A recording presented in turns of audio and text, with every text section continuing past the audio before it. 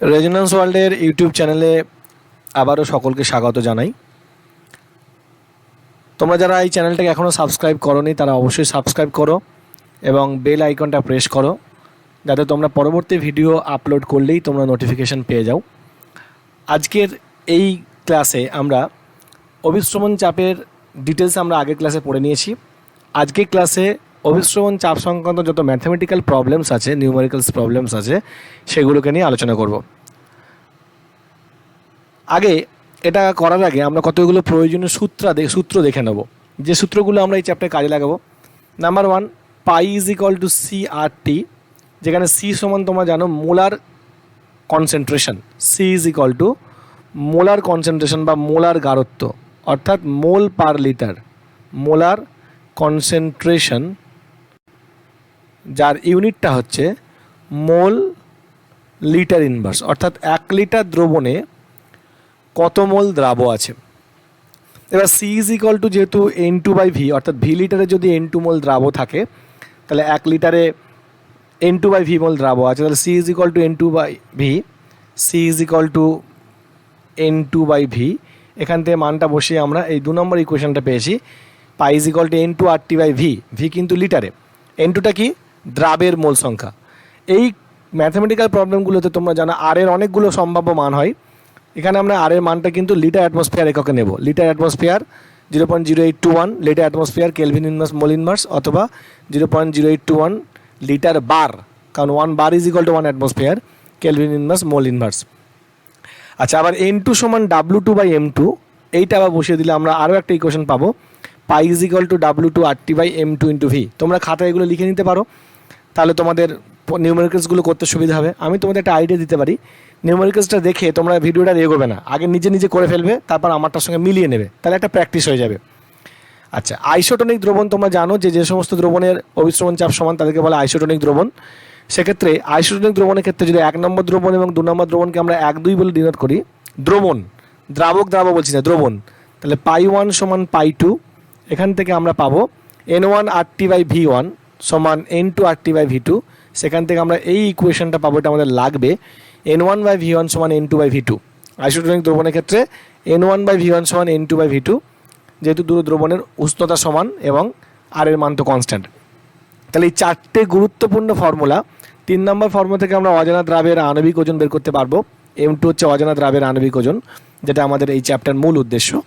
তো আমরা এই 4টে ফর্মুলা কাজে লাগিয়ে 5টা অঙ্ক এই চ্যাপ্টারে করব, এই আজকে ভিডিওতে করব। শুরু করছি প্রথম প্রবলেম। দেখো প্রথম প্রবলেম, যে ইউরিয়ার প্রতি লিটার দ্রবণে কত গ্রাম ইউরিয়া দ্রবীভূত থাকলে দ্রবণটি প্রতি লিটারে 10 গ্রাম চিনি দ্রবীভূত আছে এমন দ্রবণের সাথে আইসোটোনিক হবে। এটা ছায়া প্রকাশনীর 119 নম্বর পেজের 56 নম্বর প্রবলেম।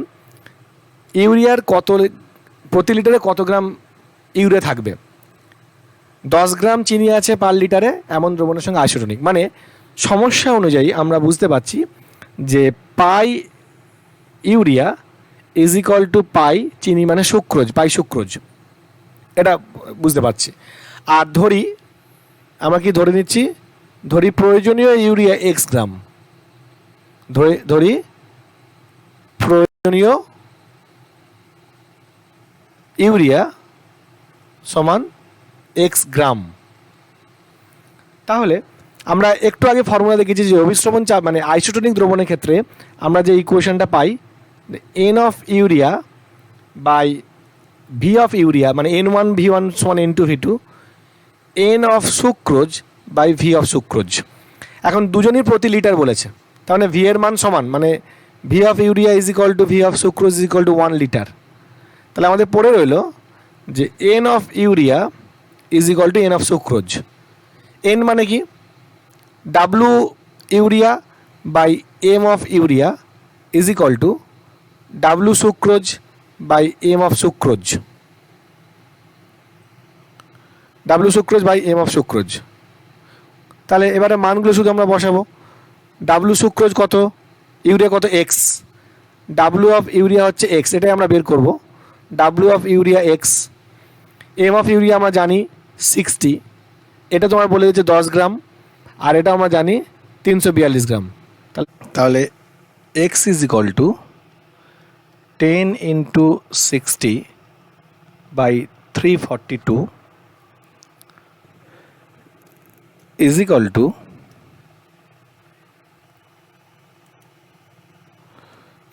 Two 1.754 gram. 1.754 গ্রাম। কি বলেছে? বলছে এ এবং বি দুটি যৌগের, এ এবং বি যৌগের দুটি পৃথক লঘু জলীয় দ্রবণ, মানে দুটো আলাদা আলাদা যৌগ। এ যৌগের একটা দ্রবণ তৈরি করা হয়েছে, বি যৌগের একটা দ্রবণ তৈরি করা হয়েছে। এ যৌগের প্রতি লিটারে আছে 0.12 গ্রাম এ, আর বি যৌগের প্রতি লিটারে আছে 0.18 গ্রাম বি। এ দ্রবণের অভিস্রবণ চাপ বি দ্রবণের দ্বিগুণ। তাহলে এ ও বি এর আণবিক ওজনের অনুপাত নির্ণয় করতে বলেছে। এ ও বি এর আণবিক ওজনের অনুপাত নির্ণয় করতে বলেছে। ছায়া প্রকাশনী বইয়ের অঙ্ক এটা। তাহলে according to the given problem we have the relation pi of A is equal to 2 into pi of B, অর্থাৎ এ যৌগের অভিস্রবণ চাপ বি যৌগের অভিস্রবণ চাপের দ্বিগুণ। এটা আমাদের গিভেন, এটা আমাদের দেওয়া আছে, এটা দেওয়া আছে। এখন পাই এ মানে কি, আমি এখন ডিরেক্ট বসিয়ে দিই। পাইয়ের যে ফর্মুলা, পাই সমান কি আমরা জানি? পাই সমান আমরা জানি W2RT by M2 into V, এটা জেনারেল ফর্মুলা। তাহলে আমরা এ এর জন্য W2 এর জায়গায় WA বসাবো, আর বি দ্রবণের জন্য WBMB বসাবো। তাহলে according to the given condition pi A is equal to কী হবে না WART by MA into V, মানে দেখো 1 লিটার। এদিকে 2 into WBRT by MB into V, মানে 1 লিটার। তাহলে একই রকমভাবে আমাদের RT ক্যান্সেল হয়ে গেল। তাহলে এখান থেকে আমরা কি পাচ্ছি? এখান থেকে খুব ইজিলি প্রবলেমগুলোকে আমরা খুব ইজিলি করতে পারবো যে কি পাচ্ছি আমরা? ডাব্লু এর এটার মান কত? 0.12। আচ্ছা, আমি মানটা পরে বসাবো, আগে আমরা এই কোয়েশ্চনটা একটু সাজিয়ে নিই। কোয়েশ্চনটাকে যদি আমরা একটু গুছিয়ে সাজিয়ে নিই তাহলে কি দাঁড়াবে? MA by MB is equal to MA by MB is equal to WA by 2 into WB is equal to WA 0.12 2 into WB 0.18। তাহলে এই ইকুয়েশনকে আমরা জাস্ট এমনি ক্যালকুলেশন করতে পারি। 6/3 that is 1/3 then MA is to MB is equal to 1:3। এটাই আমাদের কাঙ্ক্ষিত আনসার।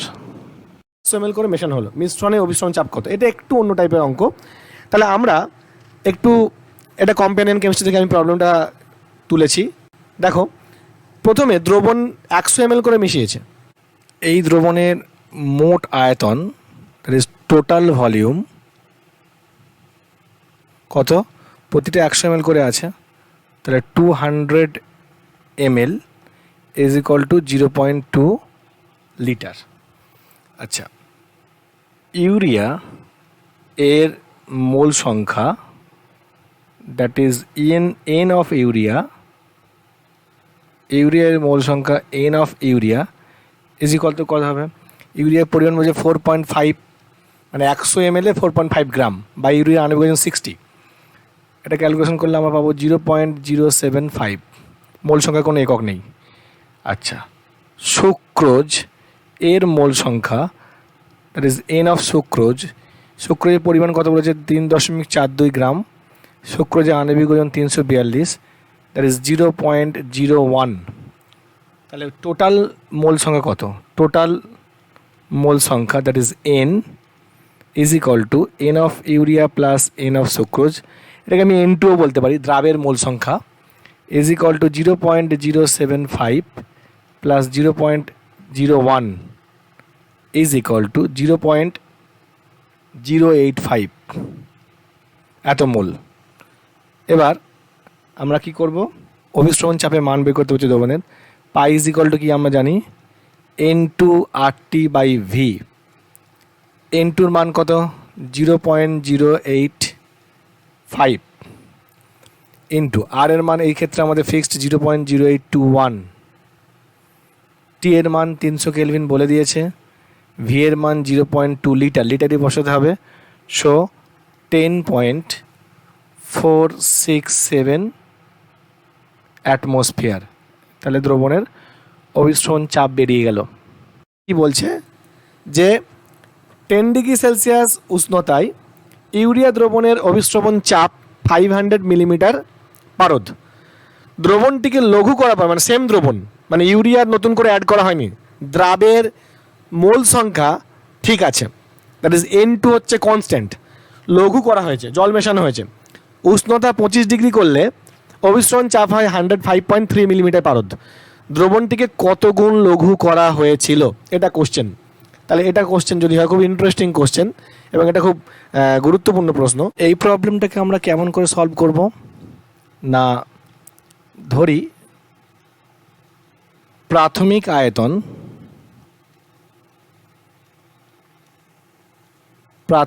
আয়তন সমান V1 লিটার এবং লঘু করার